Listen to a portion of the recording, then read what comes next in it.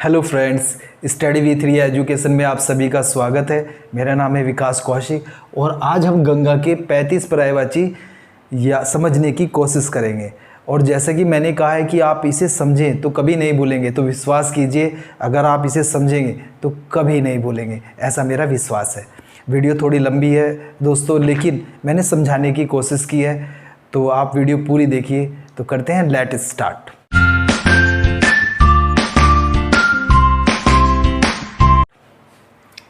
गंगा के सबसे जो पहला पर्यायवाची आता है वो आता है विष्णुपदी। यह विष्णु के पैरों से निकली हुई मानी जाती है, तो विष्णु के पैरों से निकलने के कारण ही इनको विष्णुपदी कहा गया है। दूसरा जो पर्यायवाची शब्द आता है वो आता है हमारा देवनदी। अगर आप इस पर्यायवाची शब्द को याद करेंगे तो आपको 7 पर्यायवाची शब्द ऑलरेडी याद हो जाएंगे।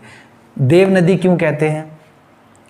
गंगा के पिता हिमनद से देवताओं ने आवश्यकतावश उनको मांग लिया था, वहीं से उनका नाम देवनदी पड़ा। किसका? गंगा मैया का। अब 7 पर्यायवाची कैसे याद हो जाएंगे? देव सरी, सरी मीन्स होता है नदी, तो देव नदी, देवताओं की नदी, वही शब्द बन रहा है देव नदी वाला। सुर सरी, सुर माने क्या होता है? देवता, और सरी माने क्या होता है? नदी, देवताओं की नदी। सुर नदी, सुर माने देवता, नदी देवताओं की नदी। सुर सरिता, सरिता संस्कृत का शब्द था पहले, अब इसे हिंदी में भी यूज करने लगे हैं, और सरिता का अर्थ होता है नदी, और सुर माने आप जानती हैं देवता, देवताओं की नदी। सुर सरित, सरित माने भी नदी होता है, और सुर माने देवता, देवताओं की नदी। सुर धुनी, धुनी शब्द संस्कृत का शब्द है और धुनी का अर्थ भी नदी होता है। सुर नदी, देवताओं की नदी, सुर माने आप जानती हैं देवता।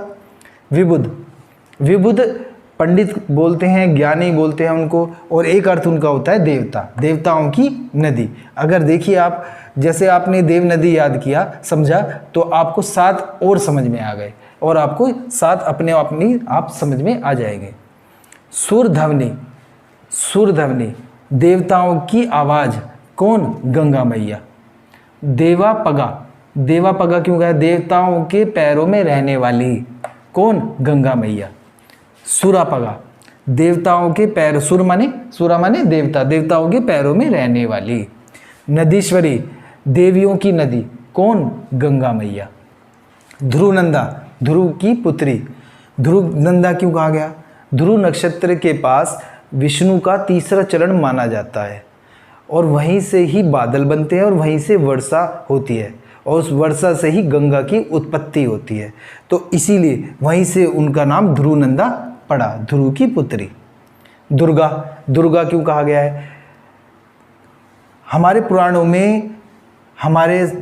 में गंगा को दुर्गा का रूप माना गया है, इसीलिए इन्हें दुर्गा भी कहा गया है। जलमयी, जलमयी इन्हें श्राप दिए जाने के कारण पड़ा। गंगा की माँ ने जब गंगा को घर पर नहीं पाया तो क्रोधित होकर उन्हें जलमयी होने का श्राप दे डाला, वहीं से उनका नाम एक जलमयी पड़ गया। शिवाया, शिवजी की जटाओं में रहने के कारण इन्हें शिवाया भी कहा जाता है। जटाशंकरी, जटाशंकरी शंकर जी की जटाओं में रहने वाली, कौन? गंगा मैया। अलकनंदा, अलकों में रहने वाली, अलकों में कौन सी? जटाओं में, कौन? शिव जी की जटाओं में रहने वाली, कौन? गंगा मैया, अलकनंदा।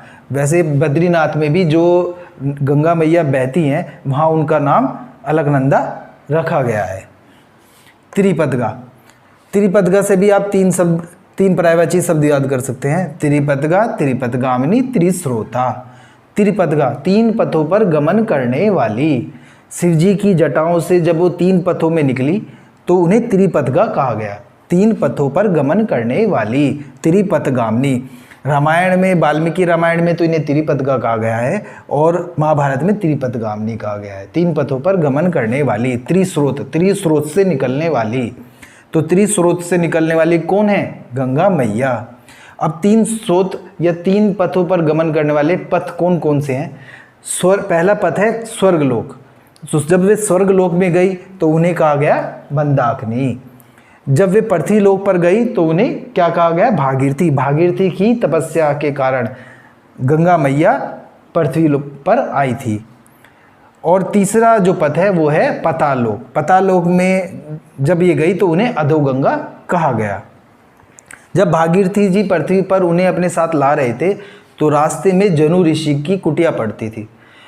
जब गंगा मैया उधर से गुजरी तो उनकी कुटिया अर्थव्यस्त होने लगी, जिससे क्रोधित होकर जनु ऋषि ने इन्हें पी लिया था और भागीरथी जी की प्रार्थना करने पर ही जनु ऋषि ने इन्हें अपने शरीर से निकाला और अपनी पुत्री के रूप में निकाला। इसीलिए इन्हें यहाँ जाह्नवी कहा गया। जाह्नवी जनु ऋषि की पुत्री। जनु तनिया, तीन पर्यायवाची आपको याद हो जाएंगे इसी से। जनु तनिया जनु ऋषि की पुत्री, तनिया माने होता है पुत्री।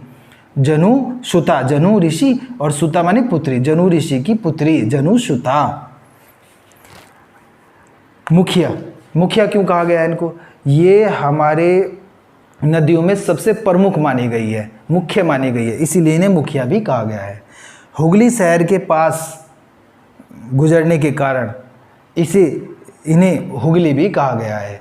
हुगली शहर के पास जब ये गुजरी तो गंगा मैया को हुगली के नाम से भी पुकारा गया। उत्तरवाहिनी, वाराणसी में गंगा मैया एक वलय लेती हैं। जब ये वहाँ वलय लेती हैं तो उन्हें वहाँ उत्तरवाहिनी कहा गया है। गंगा मैया पंडित की तरह पूजनीय है, इसीलिए इन्हें पंडिता कहा गया है। अमर तरंगनी, तरंगनी जो पर्वत से जल निकलता है और एक निश्चित मार्ग में जाकर समुद्र में मिल जाता है और अमर करने वाला हो, तो वो कौन है? गंगा मैया। सर्वापी, ये ब्रह्मांड से स्वर्गलोक तक सर्वव्यापी हैं, तो इसीलिए इन्हें सर्वापी कहा गया है। कौन है? गंगा मैया। बाण गंगा, बाण गंगा क्यों कहा गया है इनको? बाण गंगा इसलिए कहा गया जब भीष्म पितामह कुरुक्षेत्र में सैया पर पड़े हुए थे तो जब उन्हें प्यास लगी तो अर्जुन ने अपने तीर से पाताल लोक से गंगा को निकाला और वहीं से उनका नाम बाण गंगा पड़ा।